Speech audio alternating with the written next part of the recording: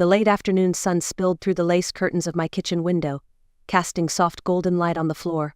I was slicing apples for a pie when I heard the doorbell ring. It was earlier than I expected. I wiped my hands on my apron and walked to the front door. There they were, my son Michael and his wife Sabrina. Michael smiled broadly, arms outstretched. "Hi, Mom," he said, pulling me into a hug as if we hadn't seen each other in years. In truth, it had only been a few weeks. Behind him stood Sabrina, immaculate as ever. Her dark beige suit clung perfectly to her trim frame, and not a single strand of her ash-brown hair was out of place. She gave me her usual polite smile and kissed my cheek lightly. "It's so lovely to see you, Helen," she said with a voice as smooth as silk and just as distant. "Come in," I replied. "I just made a pie." As they stepped inside, I noticed something in their energy too bright, too rehearsed. I couldn't quite put my finger on it, but something was off. We sat at the kitchen table, the pie still warm, the scent of cinnamon filling the room. Michael reached for a slice almost immediately, while Sabrina declined. "Trying to cut back on sugar," she said with a smile that didn't reach her eyes. Small talk filled the space. Michael mentioned a few things about his consulting job. Sabrina talked about a catering event her company had recently landed. Then it came. "Mom," Michael said, setting down his fork. "We've been talking lately, and we're concerned. The house is getting a bit too big for you, don't you think?" There it was. The real reason for their visit. I looked at him, then at Sabrina, who folded her hands neatly on the table and gave a practiced look of concern. "I'm managing just fine," I said. But in that moment I knew something deeper was coming, something I wasn't yet prepared to face. That night, long after Michael and Sabrina had left, I sat in the living room with a cup of Earl Grey, letting the quiet settle over me. I stared at the jasmine bush through the window. Walter had planted it on our 20th anniversary. It was in full bloom, white blossoms glowing under the porch light. Walter Arliss, my husband of 47 years. A man who never raised his voice, who preferred facts over fuss, and who had an uncanny ability to predict market shifts like he had a crystal ball. But the one indulgence he allowed himself besides his weekly crossword puzzles was watches. He used to say a fine watch didn't just measure time, it carried it. Walter had a modest, but carefully curated collection. He'd talk for hours about calibers and complications, about Swiss craftsmanship, about brands whose names I could never pronounce properly, but his favorite by far was the Vacheron Constantin pocket watch. He bought it at an auction in Geneva during a business trip. I never knew how much he paid for it. He never told me, which was unlike him. He kept it separate from the rest of the collection, in a velvet-lined box in our bedroom closet.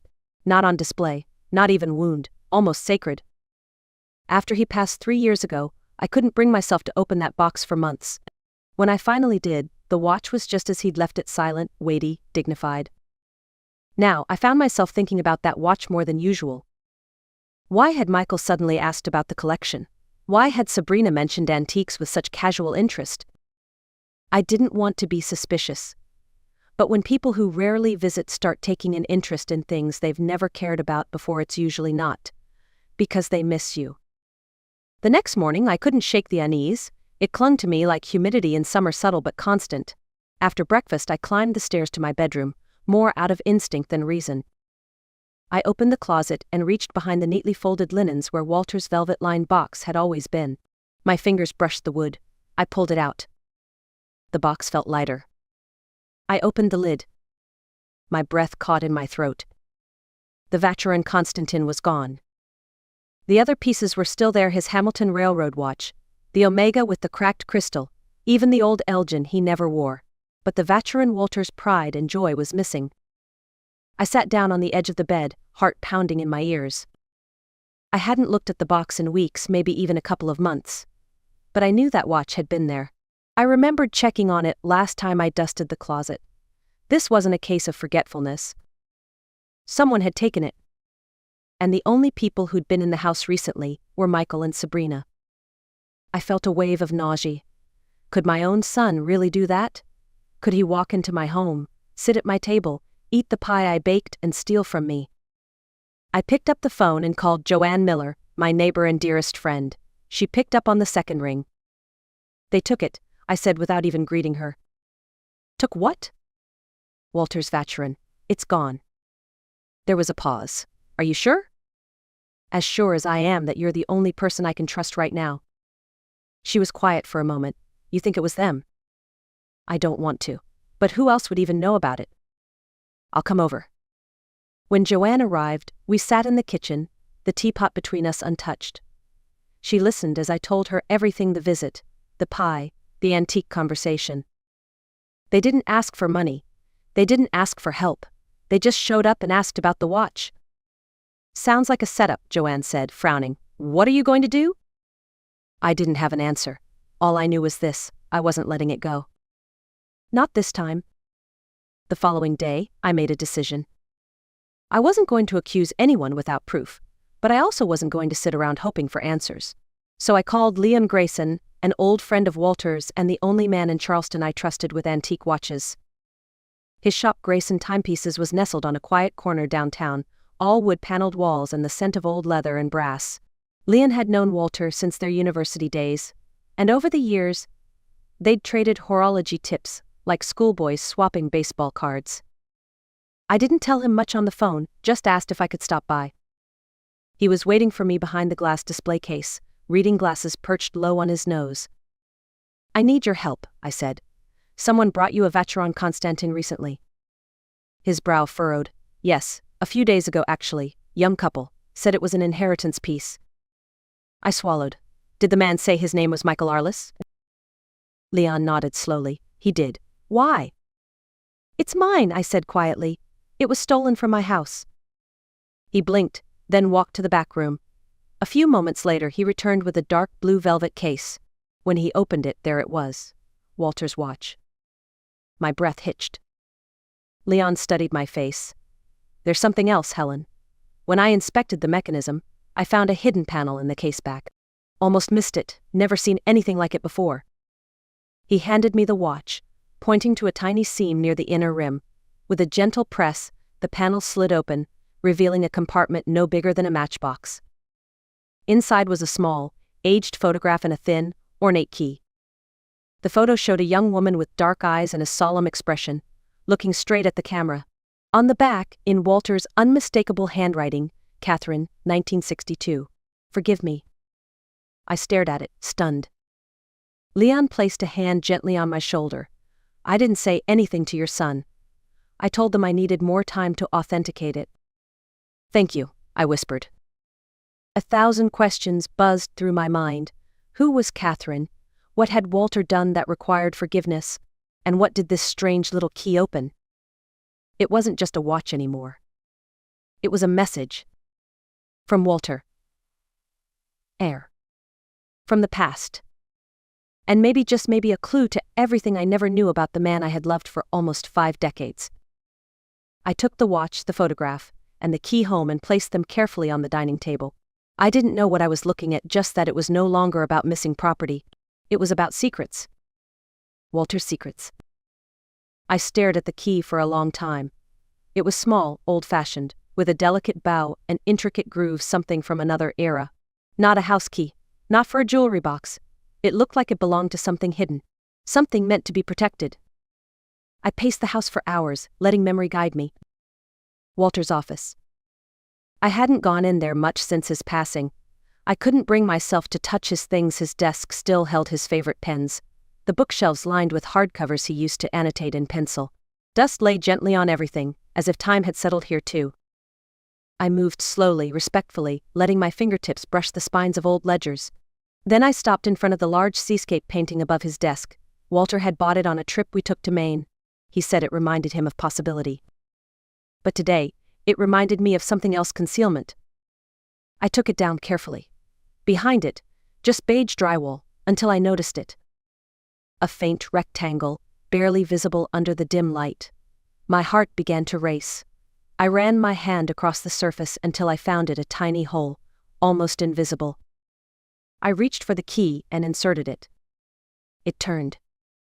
With a soft click, the panel popped open. Inside was a leather folder tied with a ribbon. My hands trembled as I untied it. The first thing I saw was a document titled, Last Will and Testament of Walter C. Arliss.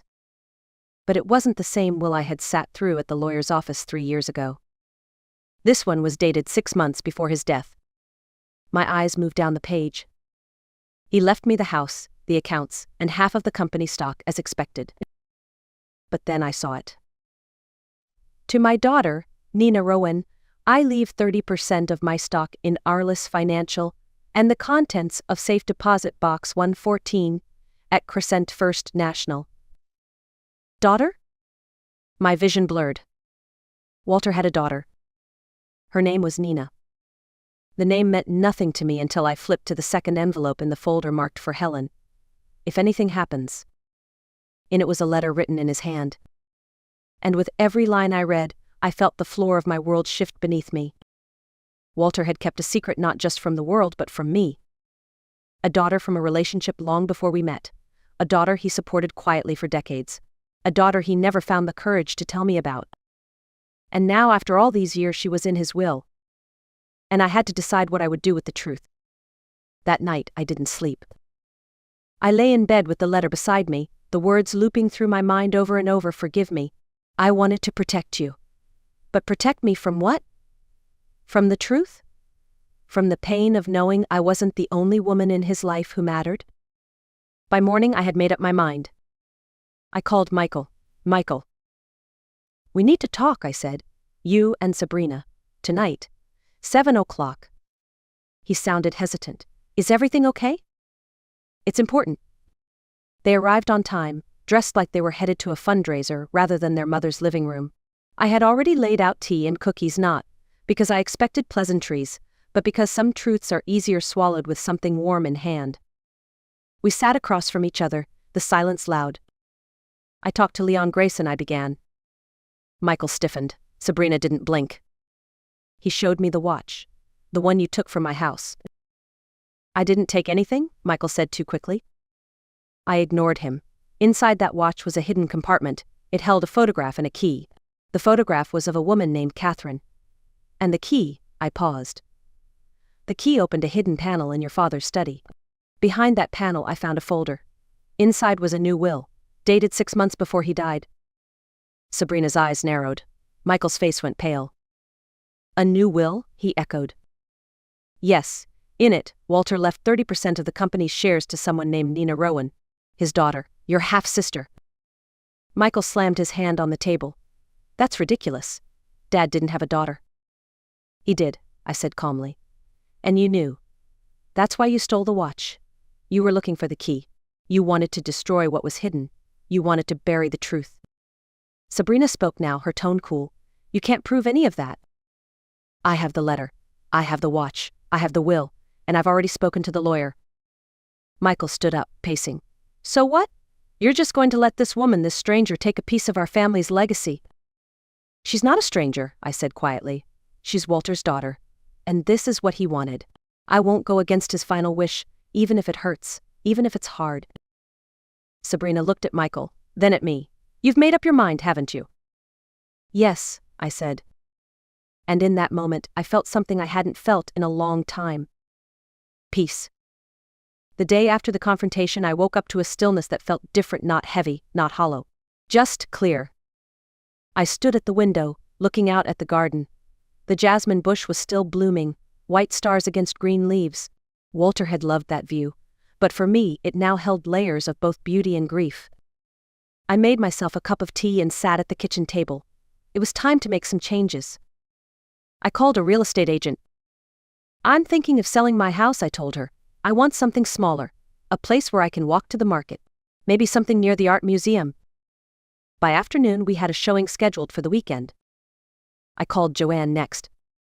I'm doing it, I said. I'm letting go of this place. You sure? She asked gently. As sure as I've ever been. It's time. I wasn't running away. I wasn't retreating. I was choosing peace. For years, I had stayed in that house, because I thought it was where Walter's memory lived. But I'd come to realize his memory lived in me, in the way I brewed tea, in the smell of jasmine, in the tick of the old clock above the fireplace. Letting go of the house wasn't betrayal, it was survival. I began sorting through closets that hadn't been touched in years. I donated boxes of clothes, packed up old linens, and gave away furniture that no longer served a purpose. Each item I released felt like a breath exhaled after holding it too long. Michael called once. He asked if I'd reconsider, said things like "you're acting rashly, and we can work something out." But he wasn't calling because he cared about my peace. He was calling because he saw his grip slipping. I didn't answer. I didn't owe him an explanation anymore.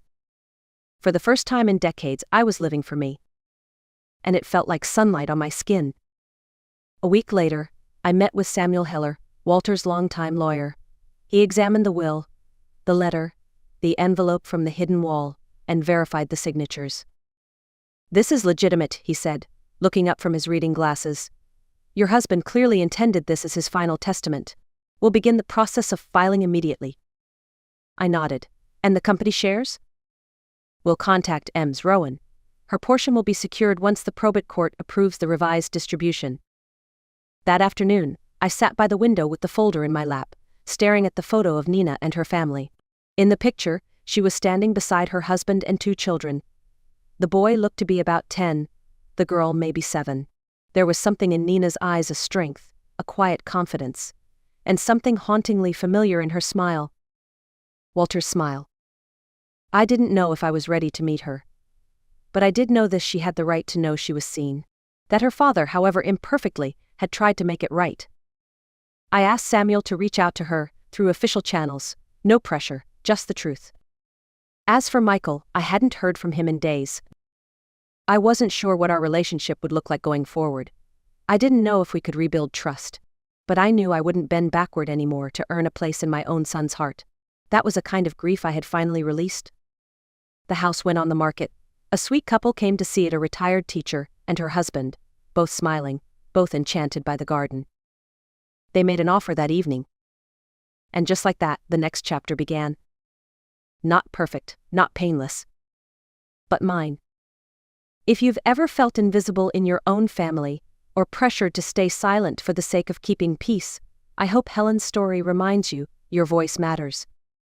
You are not too old to make a new choice, not too late to protect your peace, and never too much for the life you've built. If this story touched you, share it with someone who needs to hear it. And if you've lived something similar or are living it now, leave a comment. You're not alone.